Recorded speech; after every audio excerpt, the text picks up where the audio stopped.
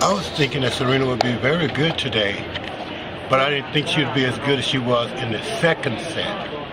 I think she was very, very good, and I think that in the second set, Zvonareva decided to go for too much too often. And when you're going for that much, that often, you're just not going to make a whole bunch of shots. But if she had not went for a lot of balls, then Serena probably would have murdered her even more so. But I think if I was her, I don't think I'd have hit the ball that hard, that regular. So do you think that was the undoing? She tried to match Serena for her power? Yes, that's what she's trying to do. And that's too difficult with the frail body that she has versus a body like Serena that's, built with, a lot of super muscles and so on. So you just can't take a frail body and a puny body and put it up against a super body like Serena and just go to hitting and hitting and hitting. I think she should have mixed it up a lot more. Serena didn't drop a set throughout the whole 2 weeks. She came in with a slight knee injury, I remember you told me. Yeah. Did you expect it to be as easy as that for her? No, to be honest with you, no, I did not. Matter of fact, just before Serena played, I had asked my wife here what she thought was the toughest match that Serena had played. And I think we both agreed it was the Sharapova match. And I figured that anyone else come out there, Serena was ready because Sharapova was hitting super hard. And that's what blew her game against Serena. She blew a tie out also. And Serena was ready. Serena loved power. And I don't think people realize that when you play her, don't give her all that power. You increase her game. You make her attitude more hungry to what I'm going to get you. You mentioned Maria Sharapova. That was the toughest game of the 2 weeks. Serena seemed to get up for it though. Do you think that game come at the right time? Yes, I do. Serena has the tendency of when people hit hard, she loves that. If she'll hit it even harder. And if they hit it real hard back to her, she'll see if she can hit it even harder than that.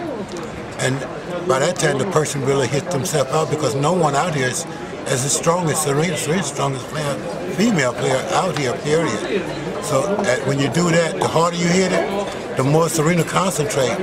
And if you notice when people playing her, the harder they hit it, she will start concentrating on her serve. Now you really got some problems there. 89 aces. Has she ever served as well? I don't know. I know she was serving well today.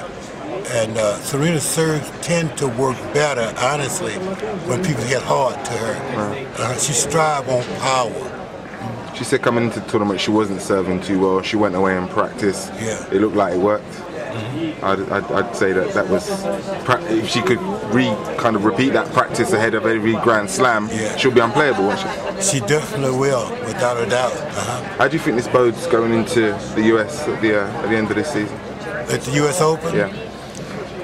I think Serena might win the US Open. The only person I think that she have a problem with might be Venus. See, Venus had hip problems hurting her when she was here this year.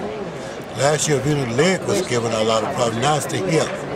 But if Venus' hip had stayed okay, they'd have definitely won the doubles. And I think that one of the Williams would have won the singles. But the US Open, I think if Venus doesn't win, I think Serena will.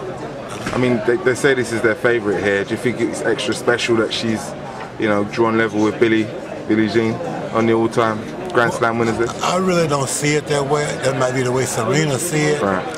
But I don't try to compare no one with Serena because the people that they played years ago, they wasn't playing as well as these people are today. The game's moved on. Yes, so if you go back and look at Billie Jean King days in tennis, sure she won, but you couldn't follow. The average serve was maybe about 72 miles an hour.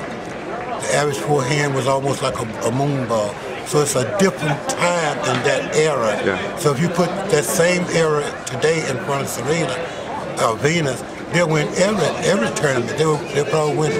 Oh gosh, you couldn't keep up with them. What keeps them hungry? I think it's the attitude that they have toward winning. Towards seeing their name up in lights, yeah?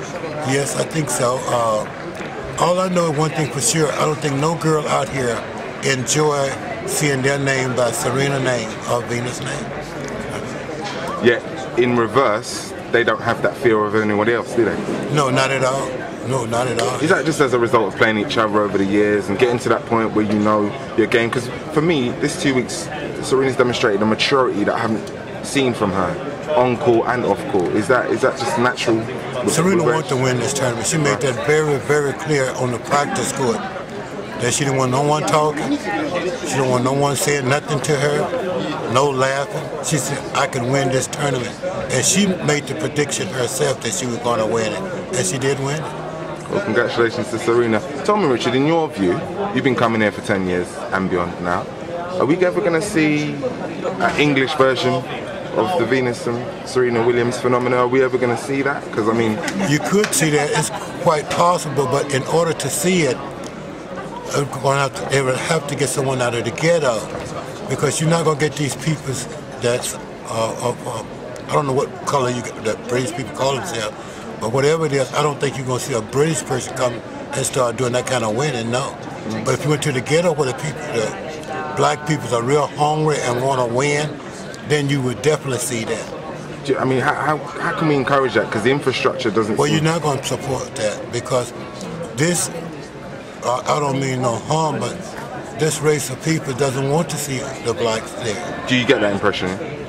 No, I don't get it. I know it. You know it. So that's not going to change then, is it? No, it's not going to change. Not when you're spending over $100 million on a top and watching the people that could win say, oh no, that's not important. We got players coming from around the world, so we are going to have players.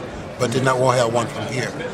It's a shame. I mean, so how would you encourage or advise any young aspirational tennis player from the ghetto?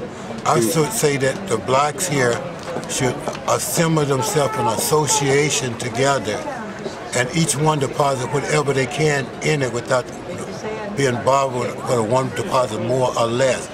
Even if you can only deposit $1, if they could just deposit their money together and pull together like an anchor with, holding the ship down, then it will work. Then it can work. You support yourself, basically. Yes. That's what you're saying. That's the only way. On a positive note, how many more years can Serena and Venus reign at SW19?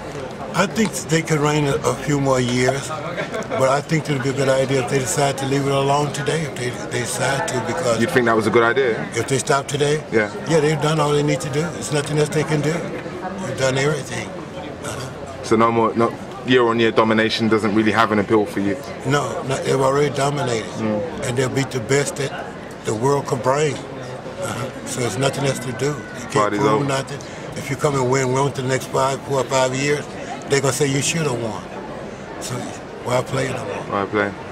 So if on your advice, they'd hang up their rackets tomorrow? If it was up to you? Hang it up today. Yeah. Yes, she's already done it. She won enough. She'll prove move on to the next thing. Yeah, move on to your next stage of career that you've already planned. Okay. Thanks for your time, Richard. God bless you. Appreciate it. God bless you. Good to see you. You too, man. Thank you.